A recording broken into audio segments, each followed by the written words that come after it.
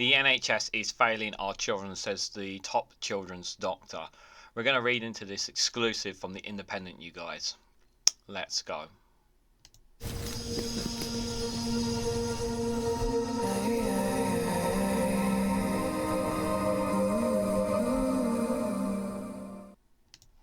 Good morning, good afternoon, good evening, wherever you are in the world. This is Reganelite here with an exclusive from The Independent with the headline of the NHS is failing our children, says the top children's doctor.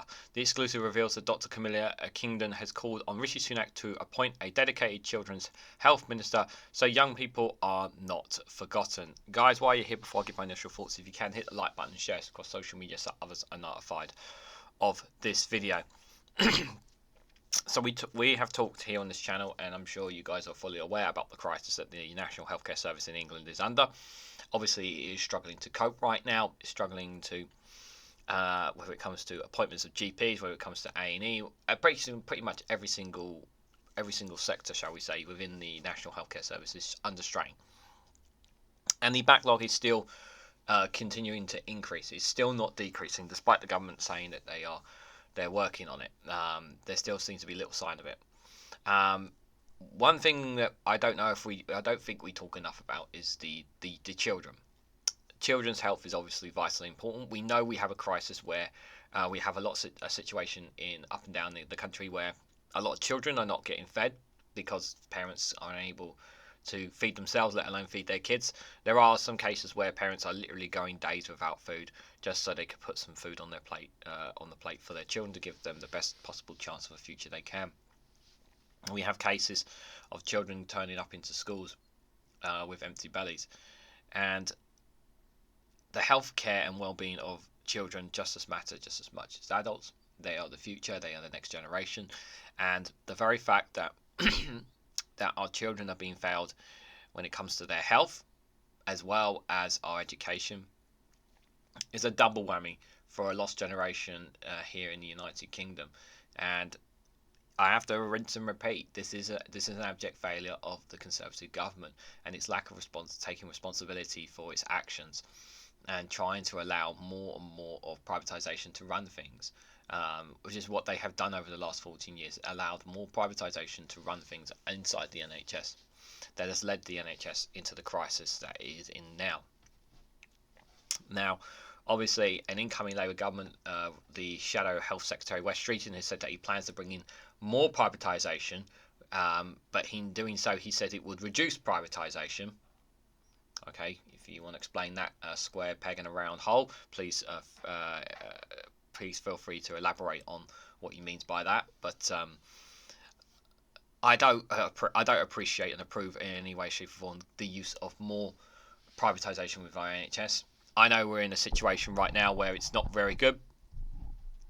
It is really, really bad right now, and at this point in time, I really just want to get the health. I just want people to be able to get the healthcare that they need. But what I don't want is people having to put their hands in their pockets to do so. There are many cases now of people literally emptying their life savings in order to get the treatment that they need, which is completely abhorrent and wrong in every single shape or form here. We should not be giving up our life savings. We should not be borrowing. We should not be taking out loans just to be able to get the treatments we need to look after ourselves. Healthcare is a human right, and a human right that everyone should have. Yes, there is always the way about, if everyone argues, well, how do you pay? It's about how you pay for that healthcare, and every country, everywhere has their own way of doing it. Our way is through taxes. It's through the state. That's how we pay for our national healthcare. And I am not in any way, shape, or form in favour of any kind of health insurance system or any kind of way that allows private healthcares to turn our health, our data, into some kind of market capitalism, which seems to be the direction that our NHS seems to be going down towards, the direction at least the Conservatives want to take it towards. And it's incredibly frustrating, to say the least, guys. So let's hear what Dr. Camilla Kingdon has had to say more on this, guys. So children are being forgotten by the government as they face disgraceful waiting times for NHS treatment. Britain's top paediatric doctor has warned. Dr. Camilla Kingdon has said that children are being failed because their care is not being treated as a priority, despite considerable progress has been made in reducing waiting times for adults. In her final interview as president of the Royal College of Paediatrics and Child Health, she also issued a stark warning over the impact of poverty on young people's health, lamenting the rise in the number of children being treated for severe lung disease due to damp and poor ventilation, inadequate housing.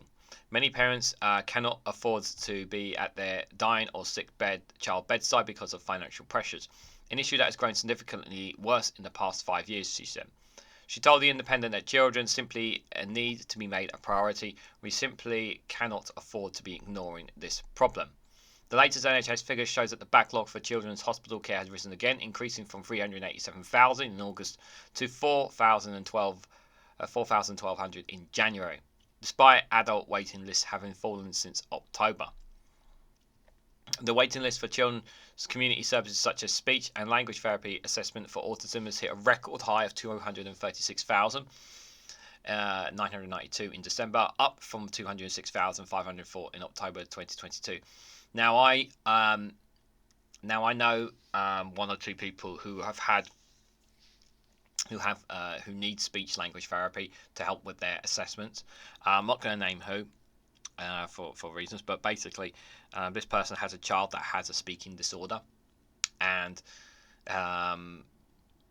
they have not been able to get the therapy that they've been needing. The childcare that the child has been under have not been recording these assessments, and actually the child has actually lost a whole year's record of data on speech therapy because the childcare did not keep records or tracks or data of this that she can use in her case to basically get the information she needs to basically advocate that her child has speech therapy and needs the help treatment that she can get, which is an absolutely shocking thing. I won't name the place and the people behind it, but it's. I hope that this is only a one-off story.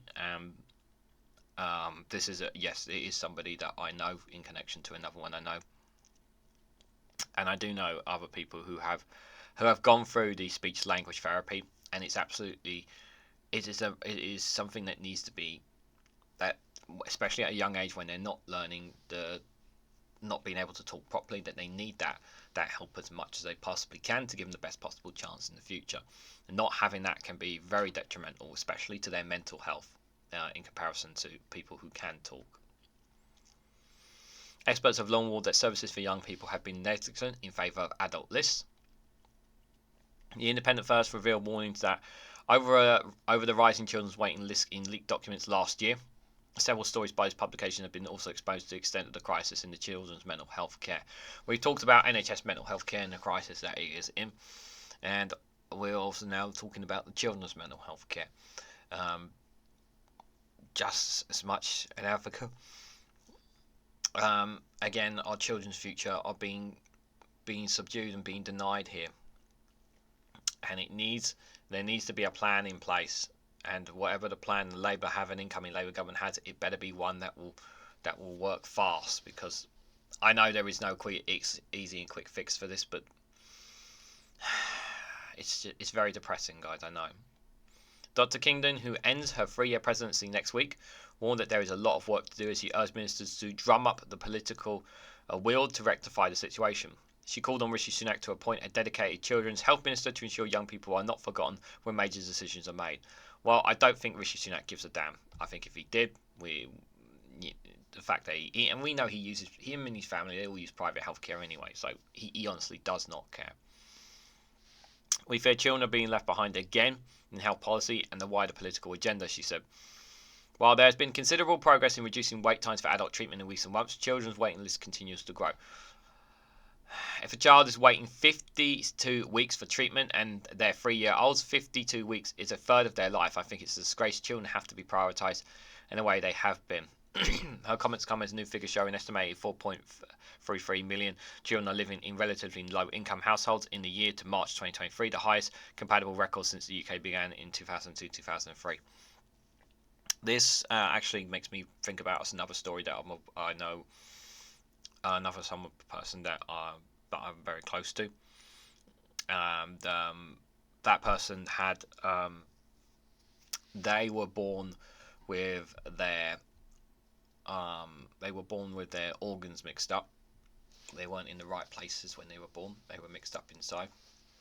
So that person was unable to eat and had very vile, tough problems when they were young. And it took and if the NHS had just simply done the X-ray, they would have seen the situation, but they never.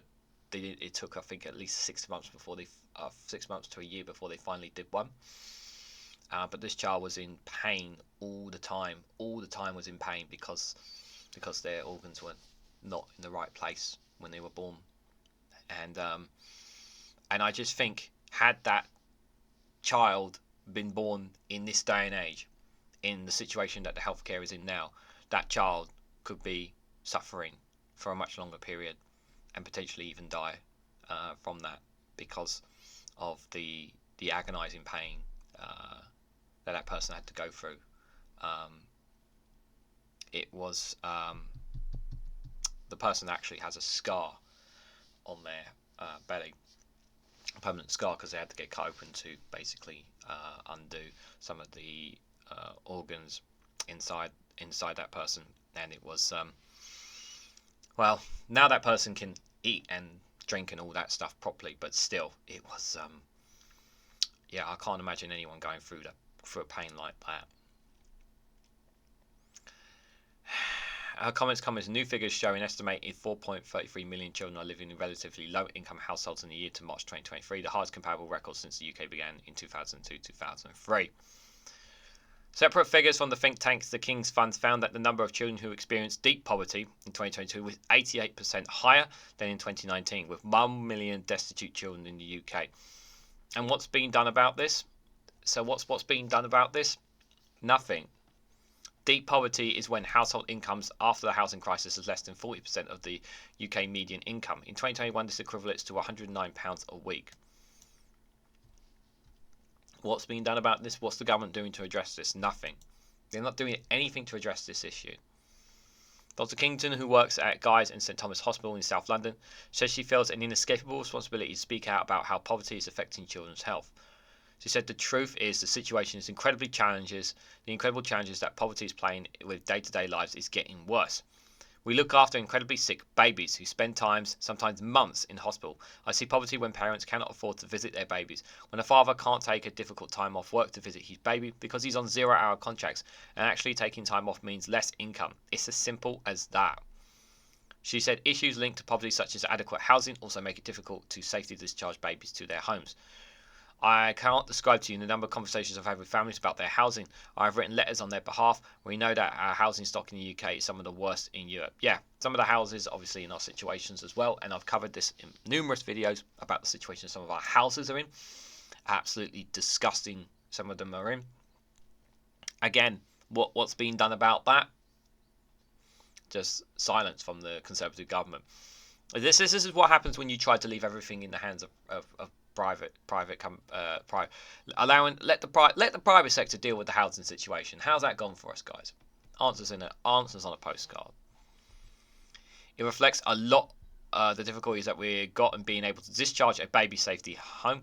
A lot of babies have a very severe lung disease, and that's about adequate ventilation in their homes, damp and mold on the walls, and so on. Yeah, so I've had, when I once rented it quite a while ago now, I remember there was some mold in the house, but in the flat that I was in, but it wasn't nowhere near as bad as some of the homes that I've seen online. Some of the videos that, like some documentaries like Channel 4 and the BBC have done, the Sky News for example, some of them have done documentaries on certain homes that people are living in, and you just think, where is the incentive, where is the motivation, where is the drive for children to, the ambition for them to be successful and be great and everything, when you're living in these conditions, when you have an NHS that's not being able to give them the best healthcare that possible, an education system that is underfunded, facing bankruptcy? Where is the incentive for children to be successful when their own parents are struggling to make ends meet, and they can barely spend time with them, and they're being spent time with their grandparents if they have grandparents? Like, Where is the incentive for children to have that future that we really want them to have, people? That's the thing that's really worrying me. The Royal College of Paediatrics and Child Health has levied several warnings at the NHS and the government over worsening waiting lists for children care. A DHSC spokesperson said cutting wait lists is one of the government's top 5 priorities, and we're taking action to ensure no child has to wait longer than necessary for treatment despite winter pressures and the impact of industrial action. Overall, NHS waiting lists have decreased in the 4th month in a row. Now, as far as industrial action concerned, I've said this before and I've said this again. They could have solved this simply by getting round the table. They have chosen deliberately, let's be clear about this, the government had deliberately and intentionally chosen to not get round the table and sort out a deal with our NHS workers. Let me be very clear about that. They have chosen to do this, yeah? They've chosen to do that. It has taken significant action to improve children's health, which includes reducing sugar in foods and investing more than $600 million to improve the quality of sport for children. This story was updated to include a response from the DHSC there, just for reference as well. But yes, our children's future is, becoming more and more bleak with more stories like these that come out, guys. And the warning signs were already there. The warning signs were there about our children a year ago. It was highlighted. And what has the government done in response? Nothing. They've done nothing. And how's our children's futures now? And at the end of the day, and it's easy for people to scream and shout and saying, oh, it's to try and point the fingers elsewhere. It's the government's responsibility to look after its country, look after the state, look after its people. That's the government's role. That's its role. That's what they are elected to do. But yes, we know this current government, this current cabinet was not elected. That we have not had a say in since 2019, and it has been and it feels like an eternity. It feels like to me that everything that's happening here in this country is just being dragged in the mud, long, slow drag in the mud, and we just want to get out the other side and just want something different. That's how I generally feel. I still don't trust Labour, but I tell you what, I'd rather take my chances with Labour than with another 4 or 5 years of these guys, because these guys, time and time again, they've not been there for our children, they've not been there for you, they've not been there for us. They've literally completely abandoned us. They've abandoned businesses. They haven't done anything to help improve the lives of business in the UK since we've left the EU. They haven't improved. Our crime has gone up. We have overcrowded prisons. We have our NHS, as we said, failing. We have a education system that's facing bankruptcy. We have councils going bankrupt. We have sewage being poured in our rivers and our seas, and no action being taken whatsoever on them. We have a housing crisis. We have a homelessness crisis. How many more? Like the list of things of problems, and I haven't even spoken about immigration, which is something that that the certain right wing likes to highlight. All these things. We have an economy that's stagnated. That's not even moving as well. Keep talking about growing the economy. Well, we need to fix our own. We need to fix this house of ours that is breaking apart and it's falling down. Until we do, nothing is going to change. And this government has no intention of fixing anything right now. As far as I'm concerned, they only have one intention only, and that is to enrich themselves at the expense of our taxpayer money. That's how I see them. Even the situation with children, they don't seem to take it seriously, you guys. They really, really don't. But what do you guys think? What do you guys make of the situation? The NHS failing our children. Have any of you got children of your own? Any of you experiencing this situation in where you are? Let me know your thoughts and more in the comments section down below. If you found this video informative, please hit the like button, it'd be greatly appreciated. Share this across social media so others are notified of this video, and subscribe because it really does help support the channel. And if you want to go one step further and financially support me in the work I do here, you can do so by becoming a YouTube member for as little as 99p, or join me on Rumble or Patreon for exclusive content there as well. Thank you all so much for watching. I hope to catch you all very, very soon.